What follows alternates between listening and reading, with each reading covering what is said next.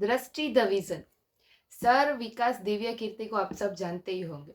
तो उसके द्वारा लिखी हुई ये बुक है जो कि है भारतीय इतिहास की बुक, जो मुझे मिली है। तो सब फर्स्ट ऑफ ऑल तो मैं थैंक यू विकास सर को बोलूँगी कि उसने मुझे ये सारी बुक्स भेजी।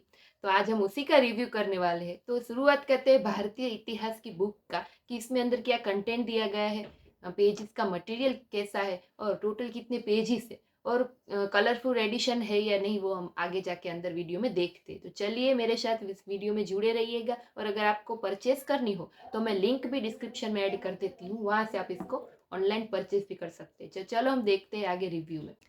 तो दृष्टि द विजन आपने नाम सुना होगा। सर विकास दिव्य कीर्ति है, उसके जो दृष्टि द विजन की बुक्स आती है उस बुक का हम आज रिव्यू करेंगे, जो कि फर्स्ट बुक जो है वो भारतीय इतिहास एवं राष्ट्रीय आंदोलन, यानी कि भारत का पूरा जो इतिहास है उसके रिलेटेड ये बुक्स है। आप कोई भी यूपीएससी या फिर जीपीएससी की प्रिपरेशन कर रहे हो और अगर आपको हिंदी लैंग्वेज में कोई अच्छी सी डिस्क्रिप्टिव जिसकी आप मेंस में प्रिपरेशन कर सको ऐसी बुक चाहिए तो ये दृष्टि द विजन की बुक आती है। मैं आपको दिखाती हूँ अंदर आपको कैसा कंटेंट देखने को मिलेगा और पेज की क्वालिटी कैसी है। चलो हम शुरू करते हैं।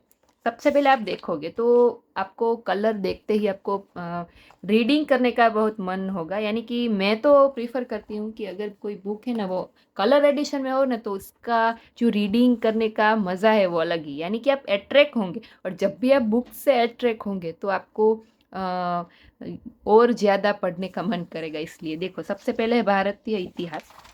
जब हम ओपन करेंगे बुक को तो यहाँ पे आपको अनुक्रम यानी कि इंडेक्स पूरा मिल जाएगा जिसमें क्या क्या डिटेल दिए गए हैं, कौन कौन से पॉइंट है उसके पेजेस नंबर के साथ लिखे गए हैं।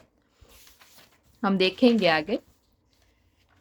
यहाँ पे सबसे पहले जो लिखा है वो टेबल दिया गया है कि प्रारंभिक परीक्षा में भारतीय इतिहास और राष्ट्रीय आंदोलन से पूछे गए प्रश्न का ट्रेंड एनालिसिस दिया गया है कि इस बुक्स में से यानी कि ये सब्जेक्ट में से कितने क्वेश्चन है वो प्रीलिम में पूछे गए हैं 2013 से लेके 2024 तक, बराबर, ताकि आपको पता चले कि आपको कौन से पॉइंट में इस बुक में से कौन से टॉपिक पे कौन से चैप्टर पे ज़्यादा आपको ध्यान देना है।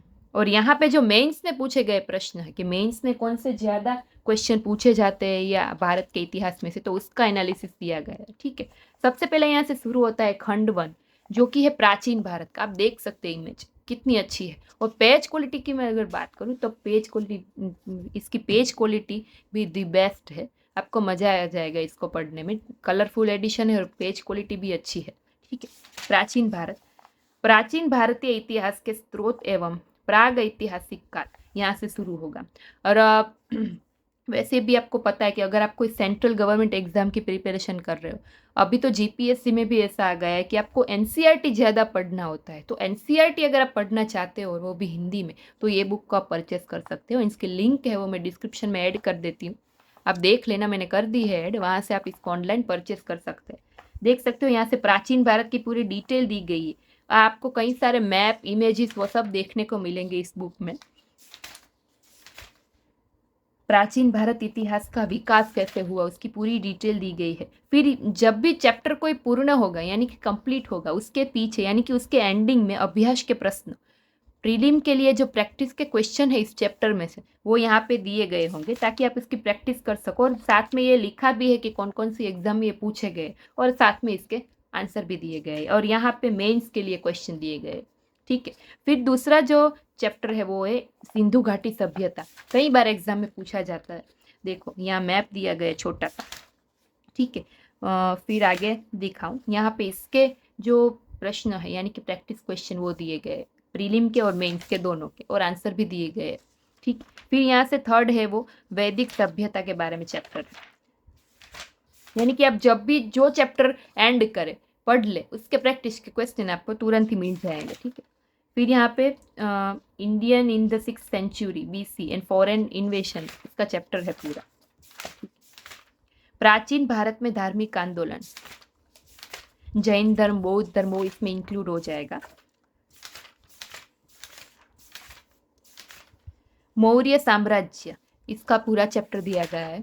आप देख सकते हो टेबल भी कई सारे आपको देखने को मिलेंगे ताकि आपको क्या है ना रिमेंबर बहुत अच्छे से हो जाए टेबल के स्वरूप में अगर हम पढ़े ना तो। ठीक है, फिर आगे बात करें तो मोरियोत्तल कार इसकी डिटेल है। फिर यहाँ पे गुप्त साम्राज्य के बारे में डिटेल दी गई है। मैप भी दिखने को मिलेंगे आपको। गुप्तोत्तर काल यानी कि पूर्व मध्य काल की बात की गई है। फिर यहाँ पे संगम काल, प्राचीन भारत के विविध पहलू, उसका अलग से चैप्टर है। फिर यहाँ से खंड 2 यानी कि यहाँ से मध्यकालीन भारत शुरू होता है। देखो उसमें तो के मध्यकालीन भारत इतिहास के जो जो स्रोत है वो इसमें दिए गए हैं। फिर अभ्यास के प्रश्न, फिर अरबों द्वारा सिंह की जो विजय हुई उसके बारे में डिटेल दी गई है। फिर तुर्कों के आक्रमण से पूर्व भारतीय राजवंश उसके बारे में है। तुर्कों का आक्रमण कैसे हुआ था उसकी डिटेल है। दिल्ली सल्तनत की पूरी डिटेल दी गई है। फिर आगे बात करते हैं तो दिल्ली सल्तनत का विघटन कैसे हुआ।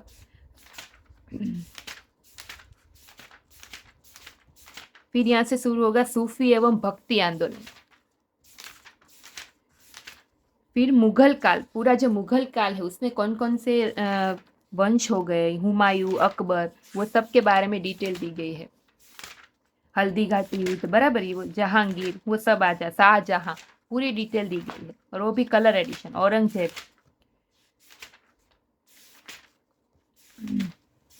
मुगल चित्रकला कैसी थी। फिर आगे चलते हैं तो यहाँ से मराठा साम्राज्य, मराठा एम्पायर है वो यहाँ से शुरू होगा। फिर विविध यानी कि आपको देखने को मिलेगा कई सारे टेबल दिए गए। जैसे कि पहला जो है वो है विजयनगर आने वाले प्रमुख विदेशी यात्री। तो आप एक कोष्टक को पढ़ लेंगे लास्ट टाइम रिवीजन के लिए, तो आपको और डिटेल देखने की जरूरत नहीं होगी। फिर यहाँ से यहाँ जो भक्ति आंदोलन के संत एवं उनके संप्रदाय, तो उसका टेबल दिया हुआ है। फिर यहाँ पे मुगल कालीन स्थापत्य कला यानी कि इमारतें, स्थान और शासक, उसका पूरा टेबल दिए गए हैं। देख कितने सारे इसमें टेबल आपको देखने को मिलेंगे। ये मुगल वंश के प्रमुख शासक और उनका कार्यक्रम है। फिर जो खंड 3 यानी कि यहाँ से आपका आधुनिक भारत शुरू होगा, मॉडर्न इंडिया। भारत में यूरोपियन का आगमन कैसे हुआ वो पूरी हिस्ट्री इसमें दी गई है। फिर अंग्रेजों की भारत विजय, तो वो पूरी हिस्ट्री है। जो चतुर्थ आंग्ल मैसूर युद्ध हुआ था, मराठा युद्ध हुआ था, मैसूर युद्ध हुआ था, वो सारी डिटेल इसमें आपको देखने को मिलेगी। फिर भारत में ब्रिटिश शक्ति का विस्तार कैसे हुआ, ठीक है। फिर भारत में ब्रिटिश शासकों की आर्थिक नीति और उसका प्रभाव कैसा पड़ा, वो पूरी डिटेल है। 1857 यानी कि 1857 का विद्रोह कैसे हुआ उसकी पूरी डिटेल दी गई है। अगर आप एनसीईआरटी पढ़ना चाहते हो तो ये बुक आप ले सकते हो। और अगर आप मेंस की स्पेशली प्रिपरेशन कर रहे हो, यूपीएससी और जीपीएससी और कोई भी एग्जाम की, तो ये बुक इतिहास के लिए बेस्ट है। उसमें पूरी डिटेल दी गई है। प्रमुख भारतीय विद्रोह,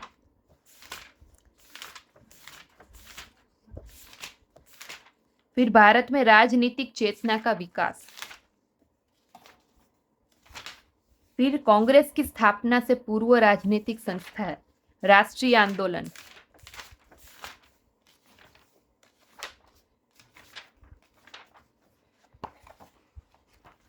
और लास्ट में आपको देखने को मिलेगा जब चैप्टर एंड हो सारे, यहाँ पे आपको अभ्यास प्रश्न यानी कि प्रीलिम के जो प्रैक्टिस क्वेश्चन है,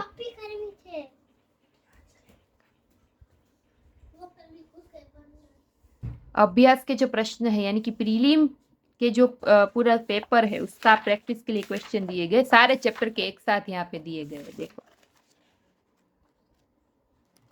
और उसके आंसर भी दिए गए। लास्ट में आपको ये कुछ टेबल देखने को मिल जैसे कि भारत के वाइसरॉय जो है उसकी टेबल स्वरूप डिटेल दी गई है, ठीक है। और उसके फिर अभ्यास के प्रश्न, भारत में संवैधानिक विकास, फिर यहाँ पे मिसलेनियस यानी कि स्वाधीनता संग्राम के समय की कुछ प्रमुख कृतियां, लेखक, लेखिका और पुस्तक, वो उसका सारा टेबल यहाँ पे दिया गया है, ठीक है। फिर विभिन्न किसान आंदोलन, उसका टेबल दिया गया है। टोटल हम अगर इसकी पेजेस की बात करें तो 412 यानी कि 412 पेजेस की ये बुक है। और अगर आप इसको परचेस करना चाहते हो तो लिंक मैं डिस्क्रिप्शन में ऐड कर देती हूँ, वहाँ से आप परचेस कर सकते हैं। और जो लोग मेरी चैनल पे नए हैं वो खास करके चैनल को सब्सक्राइब कर लीजिएगा। और फिर से हम मिलेंगे कोई दूसरे बुक के रिव्यू के साथ। तो इसके लिए चैनल सब्सक्राइब कर लीजिएगा। फेसबुक, इंस्टाग्राम, स्नैपचैट, वो सभी पे मेरा आईडी है। टेलीग्राम पे वहाँ जाके मुझे फॉलो कर लीजिएगा, क्योंकि मैं कई सारी बुक्स के रिव्यू ऐसे ही करती हूँ, ताकि लोगों को पता चले कि कौन कौन सी बुक कौन से एग्ज़ाम में रीड करनी चाहिए। तो आगे चलते आगे मिलेंगे और फिर नई बुक के रिव्यू के साथ हम फिर से दोबारा मिलेंगे। तब तक के लिए थैंक यू।